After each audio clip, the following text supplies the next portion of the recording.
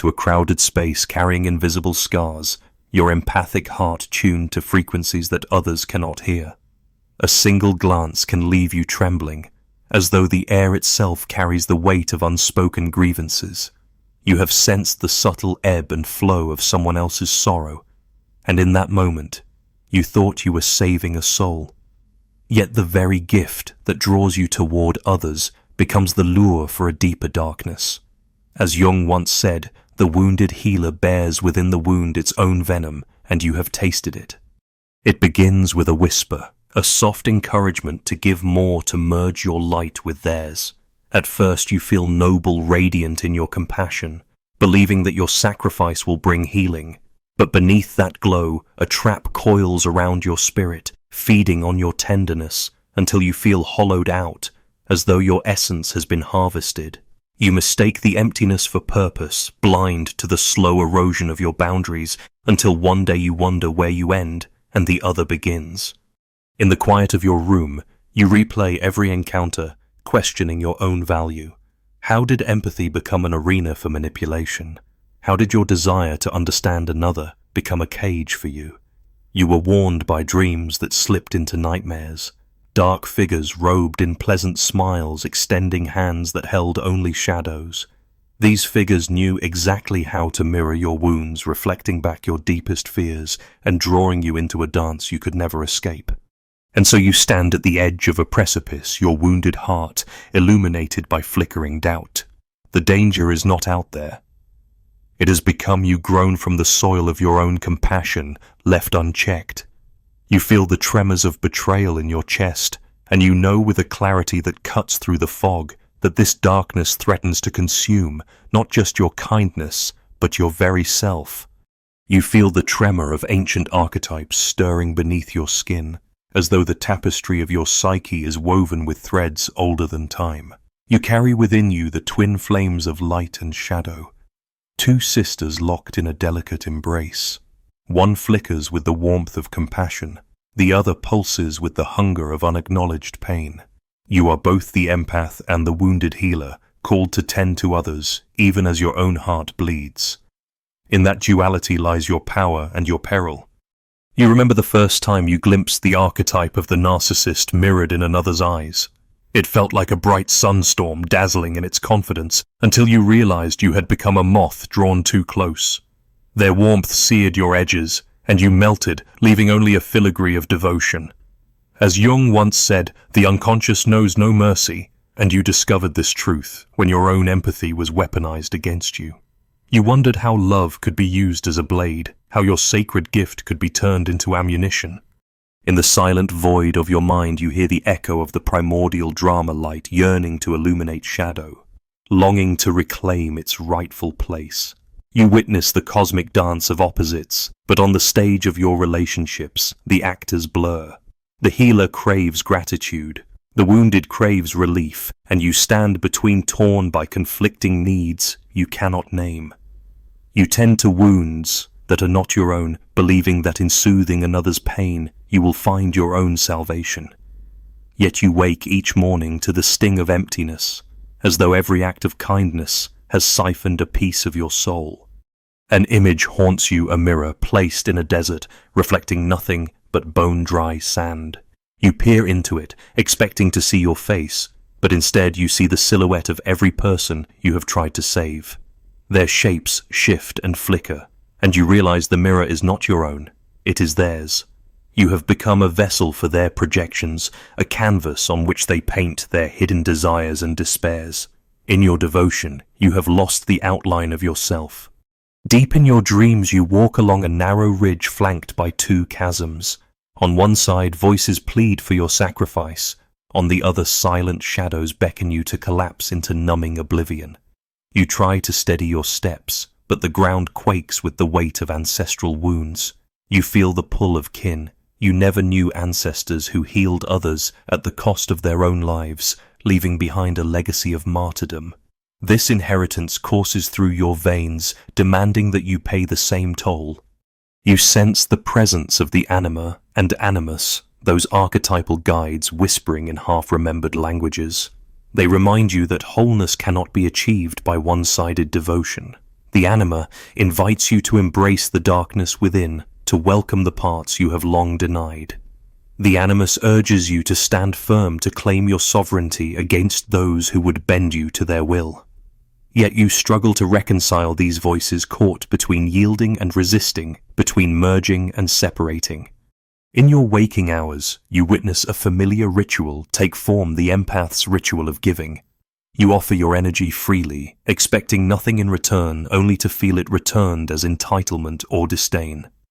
You recognize the archetypal pattern, the lover who gives too much, the trickster who takes without gratitude. You see the wounded child within you, echoing the same plea, "Love me, please don't abandon me," and you feel the cycle replay, each encounter a reenactment of a drama you have not yet transcended. Your heart becomes an altar where others place their offerings of need and complaint. You remember the stories of the wounded healer who poured healing balm from a flask that was never refilled. You realize that the flask is yours, yet you have forgotten where you set it down. As Jung once said, the meeting of two personalities is like the contact of two chemical substances. If there is any reaction, both are transformed. You see the reaction in yourself, a dissolution of boundaries, a merger with another's psyche that leaves you unrecognizable. Still within that dissolution, you glimpse the spark of your own divine essence. You feel a pulse beneath the exhaustion, a reminder that you are more than a conduit for others' shadows. You remember the myth of the phoenix, how it must burn before it can be reborn. You understand that the wound itself carries the seed of your transformation, if only you can learn to respect its power. You sense the archetypal threshold ahead, where the empath must decide whether to surrender entirely to empathy or to reclaim the sacred space of self. In the hush before dawn, you stand at that threshold. The air vibrates with possibility and temptation. You feel the weight of thousands of years of empaths who came before you, some lost to their own generosity, others rising like dawn from the ashes of self-abandonment. You hear their whispers, remember who you are. You feel the pulse of your own heartbeat, echoing the rhythm of creation itself.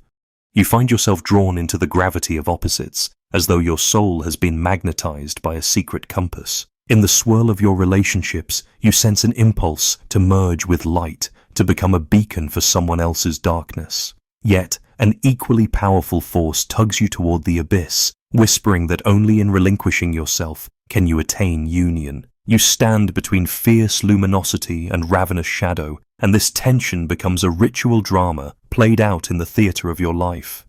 Each encounter with another becomes a ceremony of polarity. You meet someone who radiates confidence, and you feel the ache of your own hidden doubt. You offer your compassion as a chalice, hoping to catch their overflow of emotions, yet you discover that the cup you hold is porous. You cannot contain their energy without losing some of your own.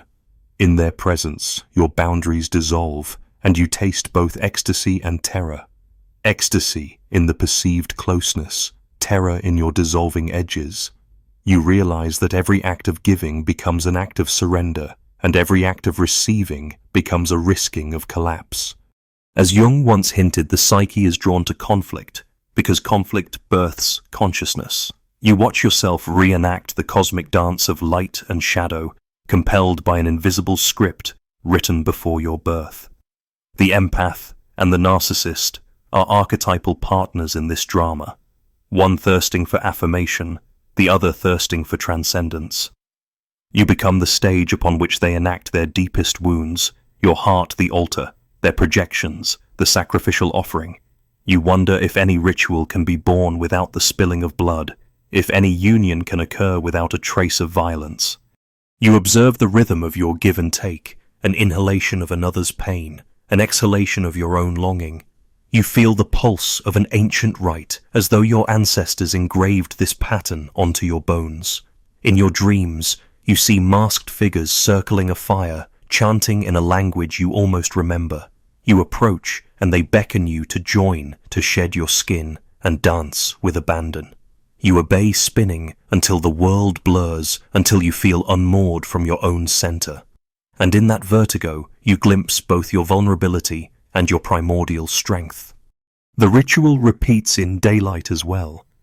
You sit with someone who laments their troubles, and you become a vessel for their lamentation. Their sorrow fills you overflowing until it drips from your lips as tears that are not entirely your own. You question whether those tears wash away your essence or reveal something deeper. You notice how the other recoils when you weep, how they step back from the mirror. You hold up to their pain, unable to face the cost of their own darkness.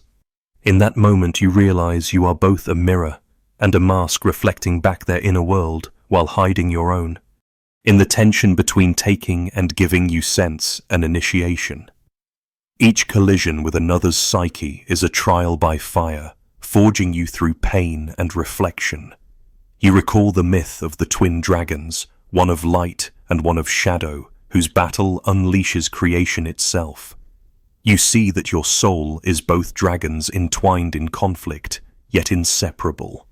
The more you resist one side, the more it demands recognition. The more you deny your shadow, the darker it becomes, seeking release through the wounds you unwittingly open. You feel the shape of this drama extend beyond personal relationships into the patterns of your daily life. You overcommit to causes that stir your heart and find your sanity fraying at the edges. You neglect your own needs while attending to others, and wake to discover that your own altar is neglected. The world praises your generosity, yet your spirit cries out for reclamation. You wonder if you have become a martyr to an archetype you never chose, trapped in a ceremony with no end. Sometimes in the quiet hours, you hear a voice from the depths. There is no ritual here without a rite of passage. You realize that every ritual must culminate in transformation, and transformation requires a sacrifice not of yourself, but of your outdated patterns. You see that the collision of opposites can either shatter you or crystallize you into something new.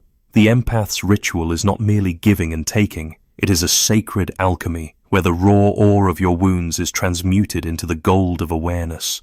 Yet in the heat of the ceremony, you question whether you can endure it. You feel the flames licking at the corners of your psyche, and you fear the burn will consume you. You catch glimpses of your reflection in the firelight, eyes wide with both desperation and fascination. You recognize that the only way through is to witness the drama without losing yourself in it, to hold the tension of opposites with unwavering presence. That witnessing itself becomes a new ritual, the rite of the witnessing self. In the midst of the dance, you sense the presence of your true self beyond light and shadow. It watches the drama with compassionate detachment, holding the polarities in balance. You realize that you need not be consumed by either side, for you are the space in which the dance occurs. From that vantage, the ritual is no longer a trap, but a sacrament, a reminder that your psyche is alive with alchemical potential. You feel the ground beneath your feet solidify as though you have stepped onto a new threshold where opposites fuse into unity. And as the ceremonial drumbeat fades, you stand at the center of your own becoming heart, blazing with recognition. The dance continues, but you now bear a lantern of awareness, guiding each step through the interplay of forces. In that lantern's glow, you see the path toward wholeness, a path not of separation from others, but of conscious engagement with the eternal drama within. You feel the seductive glow of the healer's light calling you once more, whispering that your redemption lies in the salvation of another. You lean into that glow as if it were the only warmth you have ever known, allowing its radiance to fill the hollows carved by old wounds. In that embrace, you mistake self-erasure for transcendence. You believe that dissolving into another's need is the truest expression of love, unaware that each act of merging chips away at your own contours until you become a ghost haunting the edges of your life. As a child, you may have clung to someone stronger, seeking refuge in their certainty when your own world trembled. Perhaps you borrowed their strength to outrun your fears, never noticing how the borrowed mask began to adhere to your skin. Now, as an empath, you repeat this pattern, slipping into personas you assume will soothe others, even when those personas feel alien. You wear compassion like armor, believing it will shield you from rejection, but the armor becomes your prison, obscuring the raw truth of who you are. In your dreams you wander through corridors of mirrors, each reflection distorted by another's longing. You reach out to touch your own face, only to find it replaced by someone else's sorrow. You hear a voice at your back. This is who you are when you give yourself away. You whirl around, but see only shadows fleeing into corners of your mind. The warning is clear, yet you wake each night drawn back into the labyrinth, compelled by the promise that salvation lies at the center. You experience life's subtler warnings throughout your days. A friend's gratitude turns to entitlement. A partner's affection cools to expectation. You watch as they fill the cups you hold until they overflow, then balk at the spillage as if your generosity is their burden. You call it betrayal, but deep within, you know the pattern began long before they arrived. Your soul scripted this play in the darkness before your birth, weaving themes of self-sacrifice and annihilation. You wonder if anyone could break free, or if you are destined to replay this tragedy in every relationship.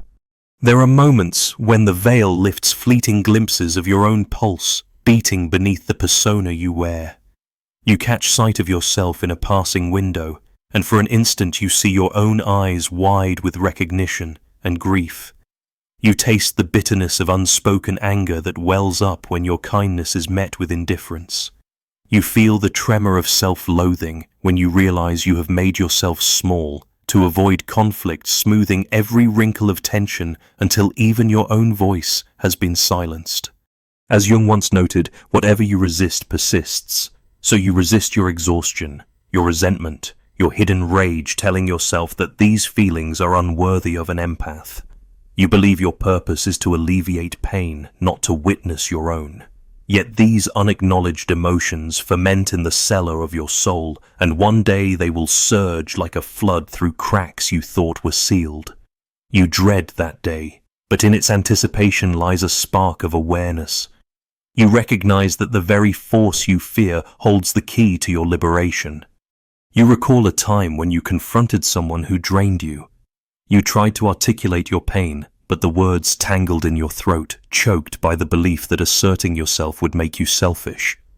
You apologized for setting a boundary, as if protecting your own space were a sin. In that apology, you erased a piece of your dignity. You wonder how you came to believe that your heart's limits required justification, when in truth, they are sacred thresholds that guard your flame. In the hush of your body, you feel tension coil around your diaphragm, manifesting as a tight band of anxiety. It is your body's protest, a signal that something within has been compromised. You try to breathe through it, offering yourself soothing thoughts, yet the tension remains, for no amount of comforting words can substitute for recognition of your own needs.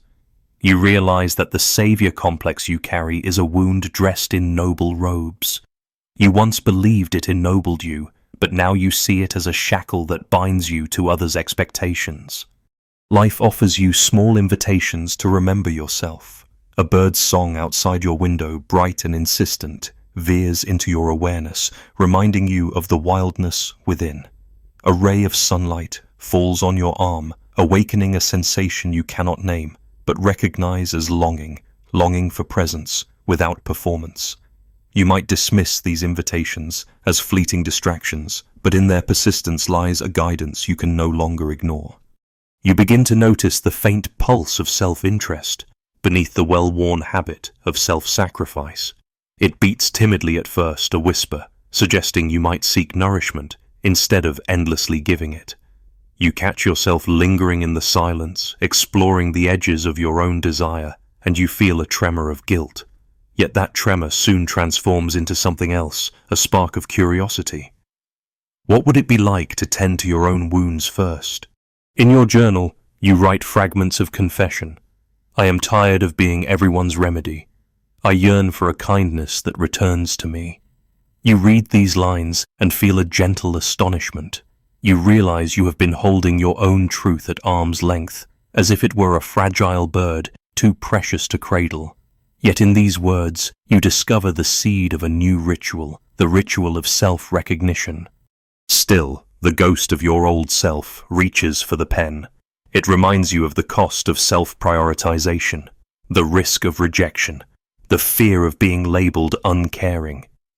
You see a dream where you stand on a cliff's edge, the wind whipping your hair, and below you, a stormy sea echoes your trembling heart.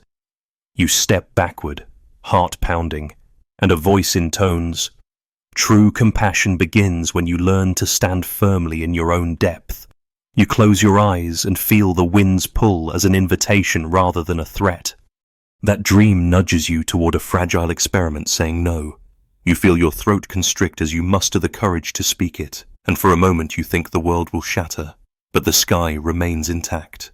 The room falls silent, and you realize the world does not collapse under the weight of your boundaries. Instead, you stand a little taller, as if you have reclaimed a lost portion of yourself. In that space of reclaimed self, you glimpse a broader horizon. You understand that your empathic gift is not annulled by limits, it is sanctified by them. You notice how your heart still resonates with another's pain, yet you no longer mistake resonance for obligation. You see the difference between empathy that flows from wholeness and empathy that drips from scarcity. A final dream visits you, a vast garden behind a locked gate. You hold the key, and the gate swings open to reveal a wilderness of untamed beauty. You step inside, your feet brushing against wildflowers, and you feel your own pulse syncing with the earth's rhythm. In that garden you stand neither as victim nor savior, but as witness to life's unfolding tapestry. You awaken with a quiet resolve, feeling the echo of that garden's wildness humming beneath your skin. You sense the emergence of a boundary as sacred as any ritual circle, and you know that from this place you can engage fully with others without losing the map of your own territories. You find yourself at the threshold of a hidden doorway, carved into the rock of your own psyche, its surface mottled with shadows and faint traces of light. You hesitate, sensing a fierce current of possibility swirling within. Beyond lies a realm not of sacrifice, but of awakening, where the wounded healer learns that true power arises not from endless giving, but from honoring the sacred boundaries of self.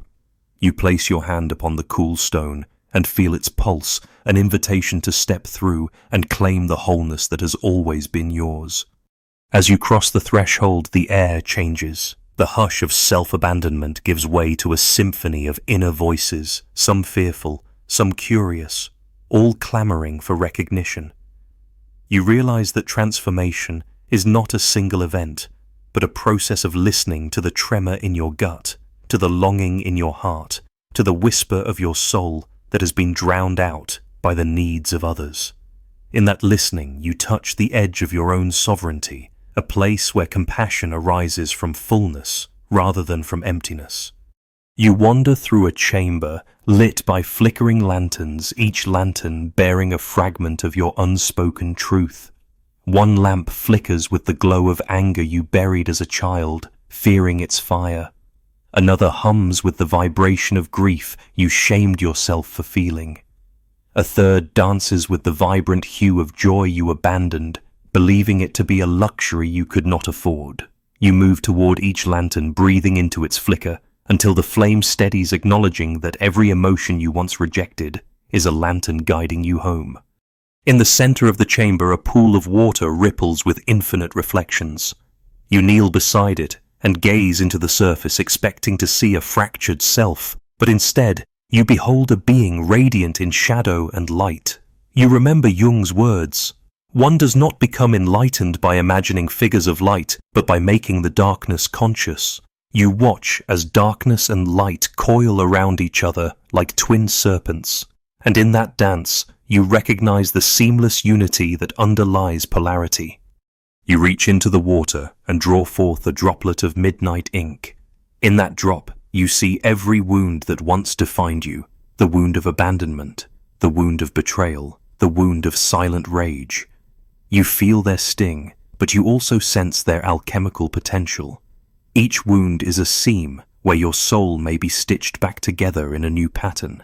You let the ink pool in your palm, and as it warms, it dissolves into a seed of remembrance, that your wounds are not curses, but keys. In the hush that follows, you hear a voice echo from deep within.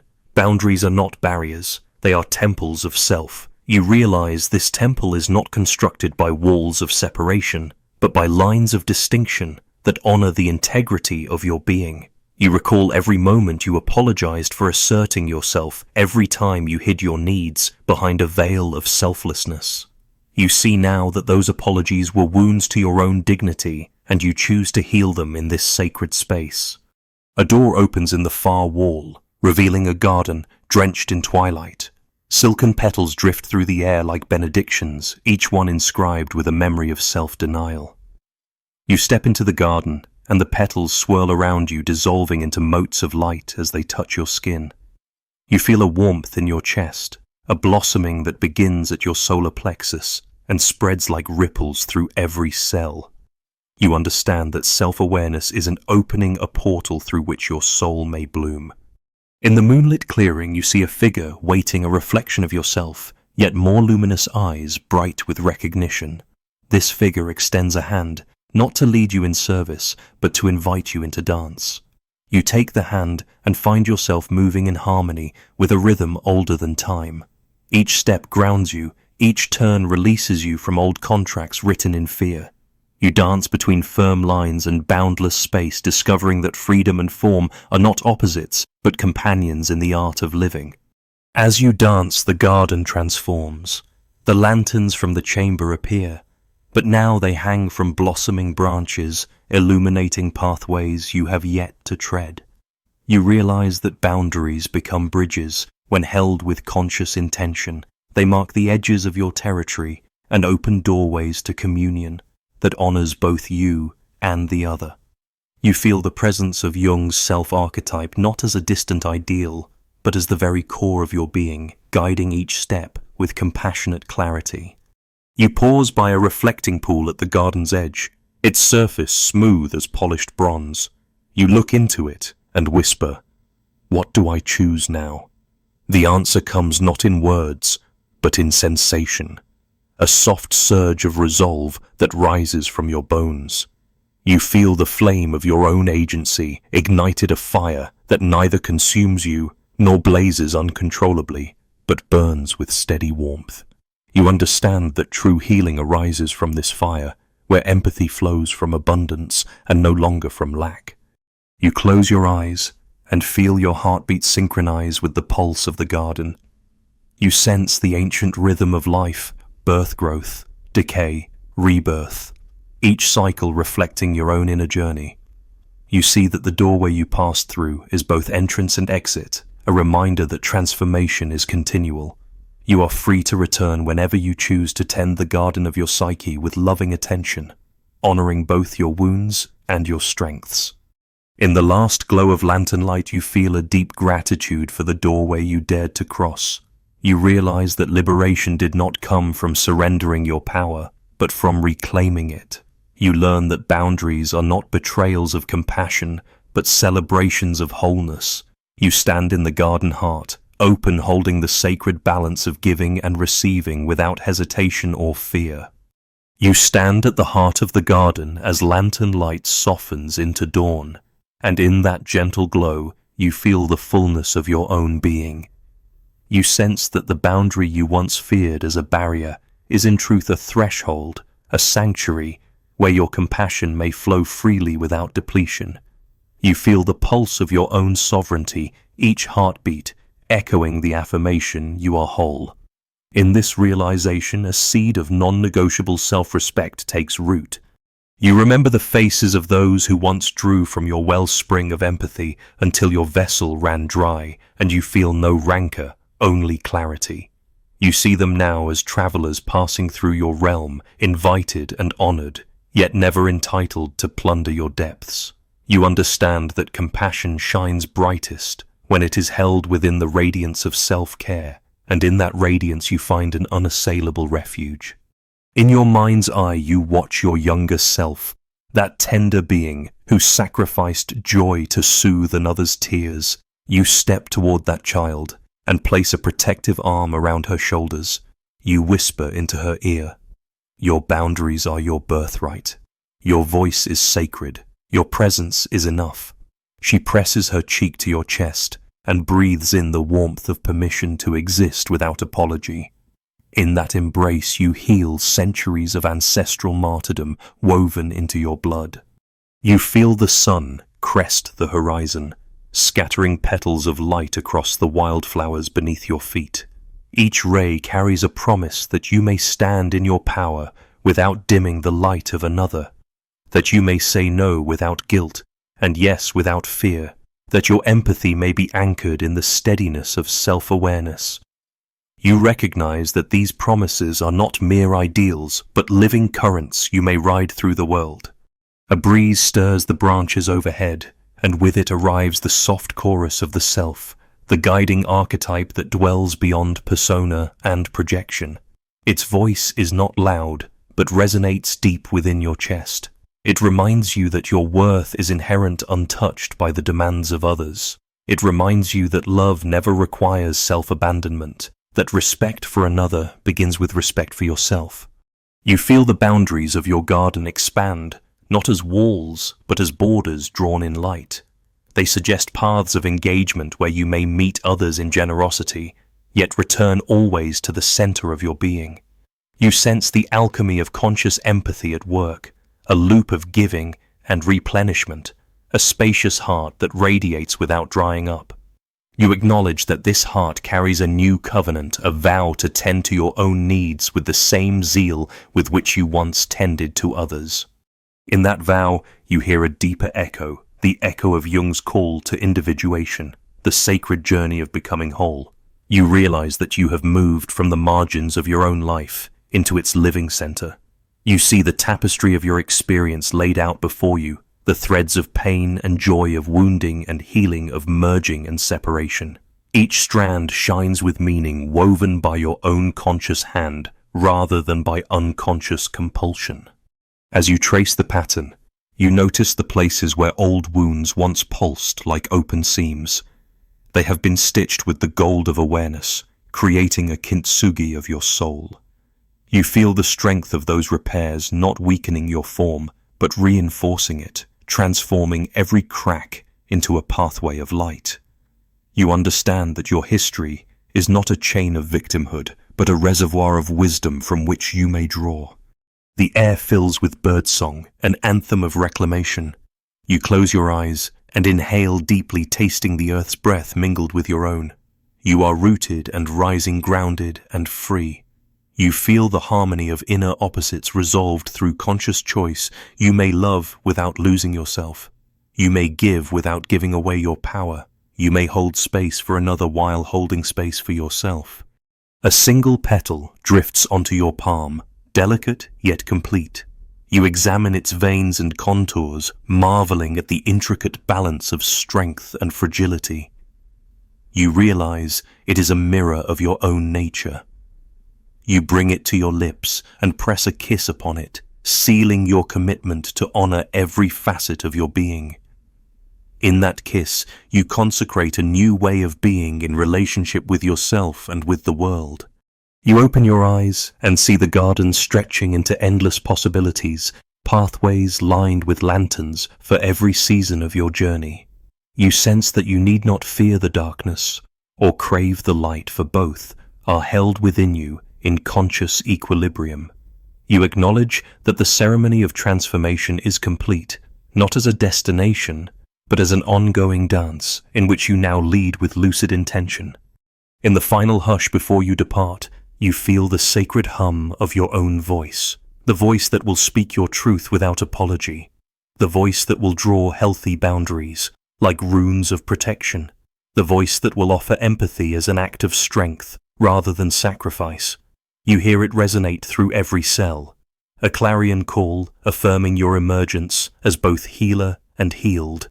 And so you step beyond the garden gate, carrying its light within you. You move into the world anew, an empath empowered, a wounded healer, restored an individuated soul, guided by the wisdom of your wounds and the sovereignty of yourself. You walk with steady feet and open heart, knowing that the darkest paths and brightest revelations alike belong to you. You carry the promise of conscious compassion wherever you go, shining from the altar of your own wholeness.